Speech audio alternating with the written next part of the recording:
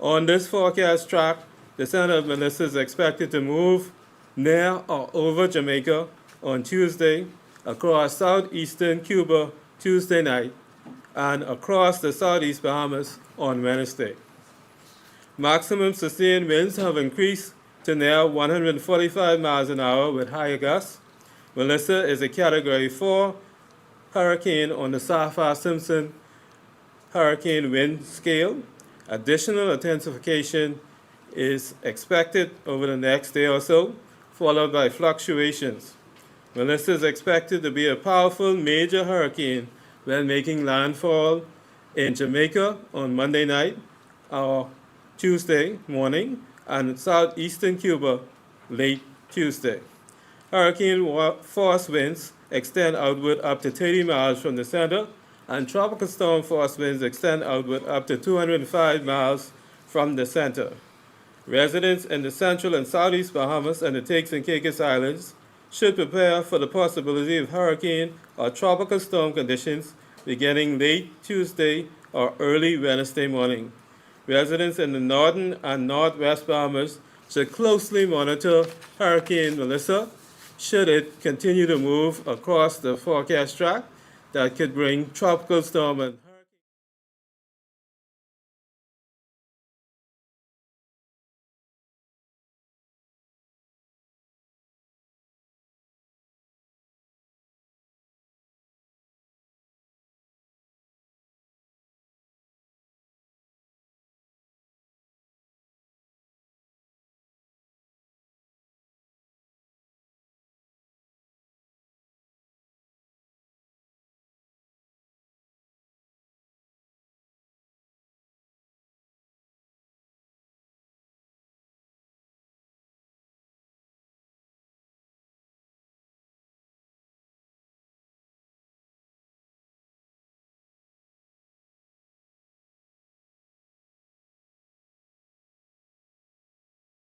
forecast track hold.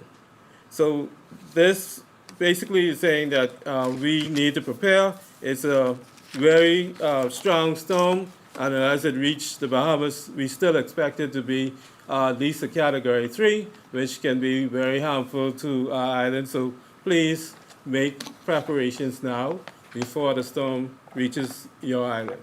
Thank you. Thank you, Director Green. We now invite the Minister with responsibility for disaster risk management, the Honorable Leon Lundy, to give additional information on the state of readiness.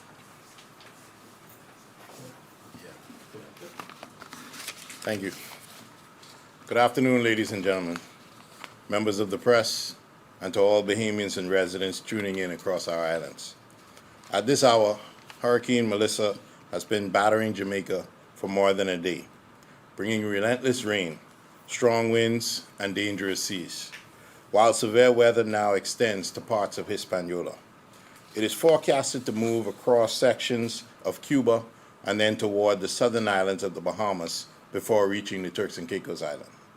Our thoughts and prayers are with our Caribbean brothers and sisters who are already feeling the effects of this dangerous storm. We stand in full solidarity with them, and we are mindful that the same system will begin to influence our own islands in the coming days. For many Bahamians, the word hurricane and the idea of a slow-moving system stir painful memories of Hurricane Dorian. We remember the destruction, the flooding, and the heartbreak that came along with it. That is why we take Hurricane Melissa seriously, because we understand the risks and we know the cost of underestimating a storm of this nature. There's no need for alarm, but right now, preparation should be everyone's focus. The government of the Bahamas is fully engaged and mobilized. All relevant agencies, including the Disaster Risk Management Authority, are working in close coordination. Teams are on alert, resources are being positioned, and communities are being briefed. We are carefully weighing the possibility of evacuations in the southern region, as current forecasts make that increasingly likely. Any decision will be made with careful consideration, guided by expert advice, and with the single purpose of protecting lives. Let me assure the Bahamian people, your government is working, your systems are active, and your safety remains our top priority. We have faced a long and demanding hurricane season, and each storm has strengthened our response network, and today, that network stands ready. But preparedness is not only the work of the government. It begins with each of us. I urge everyone to stay alert, stay informed, and stay connected to the official channels. Follow the advisories from the Disaster Risk Management Authority and the Department of Met. Do not rely on rumors or unofficial reports. Again, I repeat, do not rely on rumors or unofficial reports. This is the time to get storm ready. Check your supplies, secure your property, ensure that your family knows your plan, and look out for your neighbors, especially the elderly and the most vulnerable amongst us. We cannot control the path of Hurricane Melissa, but we can control our level of preparedness. Calm vigilance and collective responsibility are the keys to keeping our nation safe. The strength of the Bahamas has always been the strength of its people, united, disciplined, and resilient in the face of every challenge. Together, we will once again demonstrate this strength. May God protect our islands and keep our people safe, and may He continue to bless the Commonwealth of the Bahamas. Thank you. Thank you, Minister. We now invite Director Sargent.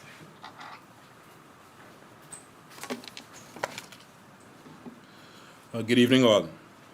The Disaster Risk Management Authority has been closely monitoring Hurricane Melissa and coordinating the government of the Bahamas' preparedness and response efforts. We remain and we are ready to act to safeguard lives and support the affected communities. The Prime Minister, his cabinet, senior members of his cabinet, leader of the opposition, and opposition members have all been fully briefed and are actively engaged in the national response through the coordination work of the authority. The following is a high-level overview of our preparedness and coordination actions to date. The DRM Authority has begun monitoring the weather system that has now become Hurricane Melissa as of Saturday, October 18th. On Tuesday, October 21st, our partners at the Bahamas Department of Meteorology has advised that there is a potential for the system to develop as a tropical storm. On Wednesday, October 22nd, we began holding coordination meetings with Family Island administrators, reviewing disaster protocols, and examining impact scenarios based on predictive models. We also met with the Ministry of Works and Family Island Affairs, as well as representatives of the Water and Sewage Corporation. Our teams and systems were placed on standby, ready to activate national protocols if necessary. Simultaneously, we began engaging our regional mechanisms, including the Caribbean Disaster Emergency Management Agency, CDEMA, and the Caribbean Institute of Hydrology and Meteorology. On Thursday, we began the preliminary activation of our systems once the Department of Meteorology confirmed that Melissa had reached tropical storm strength, and we worked throughout the weekend. At 9:30 this morning, the DRM Authority convened an internal planning meeting to review the latest forecast information and operational priorities. At noon, I met with our internal disaster operations team, who subsequently met with Family Island administrators to confirm their readiness across the islands at risk. This was immediately followed by a meeting with the National Disaster Operations Committee and a national security briefing with the Royal Bahamas Defense Force, the Commodore and his senior commanders, the Commissioner and her senior Assistant Commissioners of Police of the Royal Bahamas Police Force, and the Department of Immigration. All of the Commodore of the Defense Force, Commissioner of Police, and Director of Immigration all took part in this briefing. During these meetings, the DRM Authority provided comprehensive updates on the state of readiness, evacuation preparations, and the latest projections from the Department of Meteorology. This evening, the National Disaster Emergency Operations Center, NDEOC, will be fully activated. All emergency support functions, ESFs, and section chiefs are directed to report to the NDEOC at 7 a.m. tomorrow morning. With Hurricane Melissa posing a particular serious threat to our southern islands, plans are being put in place for potential evacuations, as Minister alluded to, which may soon become necessary based on the latest forecasts. Preparatory work is underway through the Family Island administrators to identify residents who are receptive to an evacuation. The DRM Authority is coordinating closely with our partners to secure necessary transport and logistical assets to support these operations. Volunteer networks have been mobilized to assist with the evacuation and support, and we are working to refine those logistics to ensure that these movements are carried out safely, swiftly, and with dignity. The DRM Authority is actively working with our partners and activating pre-positioned relationships and assets with the private sector, NGO community, and other national agencies to ensure a coordinated, effective response. We urge all residents, especially those in the southern Bahamas, including Maguana, Inagua, Crooked Island, Auckland, and Ragged Island, to closely monitor official updates, finalize household preparedness plans, and follow the guidance of all local authorities. The Disaster Risk Management Authority remains fully committed to safeguarding lives and ensuring that our national response effort is swift, coordinated, and effective. This is an ongoing event, and we will share updates with the public in the coming days as the situation evolves and responses needs become more defined. Thank you. Thank you, Managing Director Sargent. We now open the floor to questions. Yes, Linton Ritchie from Eyewitness News. I know Mr. Sargent and Minister Lundy both spoke about possible evacuation plans, right? So what would that look like for those residents? How soon will they know? Especially, you know, for the senior citizens on islands like Mayaguana and Crooked Island, where they are really vulnerable. The one thing I would say is that we are seeing an uptick in residents becoming much more proactive. As we've seen in Tropical Storm Imelda, our residents move very swiftly even before evacuation orders are given. We are seeing that same trend in the southeastern Bahamas. Administrators are diligently at work going door to door, canvassing with residents to determine who would like to leave.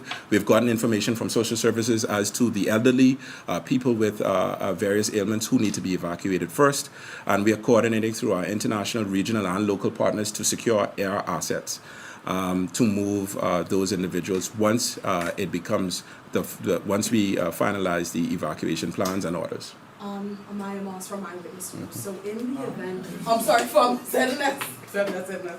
My bad. I will control that bad, my bad. So, ZNS. In the event residents don't want to evacuate, are there shelters open? Are there adequate amount of supplies there for shelters on the various islands in the event the hurricane? Once an evacuation order is given, it is strongly encouraged that residents heed those warnings. In these cases, evacuations orders in this instance mean evacuation out of island, as we will be guided by the Department of Met. All of the islands in question are low-lying except for Ragged Island, and so that would mean evacuating of all individuals off island. Okay, I have a question for the director. I wanted to ask, we just experienced a tropical cyclone just a few weeks ago, and that caused excessive amount of flooding and some gusty winds. How does Melissa compare or contrast from the previous hurricanes that we've experienced? Okay, so this storm will give us some potential areas that will cause flooding because of the amount of rainfall that normally come with tropical cyclones, but I don't think it'll be to the extreme of what we got with the last few weeks when we had up to 3 to 6 inches of rainfall within a day. So we're not looking at that unless things changes. What is happening with this storm is expected to come off of Cuba and move at a good pace. So we're looking at least moving at around 15 miles an hour. Now, if that changes, then it changes the ball game in terms of flooding, because we know that we will get some flooding with these type of systems, but we'll get extreme flooding if it slows down. What advice would you give to residents in reference to preparation? We have some who don't really take these kind of things seriously, so how imperative is preparation at this time? Preparation is key, to save your property and your life. So I urge anyone who hears my voice to make the most preparation that they can when they actually have time to do it. So that means that if you have time now, you can prepare your homes for any eventuality, and then you can leave that home and you could feel safe to go to elsewhere where you could be protected. Just additionally to Deputy Director Green, preparedness, please visit getready.gov.bs. Those members in the southeastern Bahamas, once you're preparing, as you should be now, we encourage you to visit getready.gov.bs to look for shelter listings. We have a number of resources that would help you to prepare in your preparedness efforts, how to safeguard your homes, your residences, and any valuable property that you may have, and also what to bring if there's a need for an evacuation, if there's a need for you to stay at a shelter. These are the things you can find on getready.gov.bs. So if there are no further questions, that brings this briefing to a close. Thank you. 6:48. Good.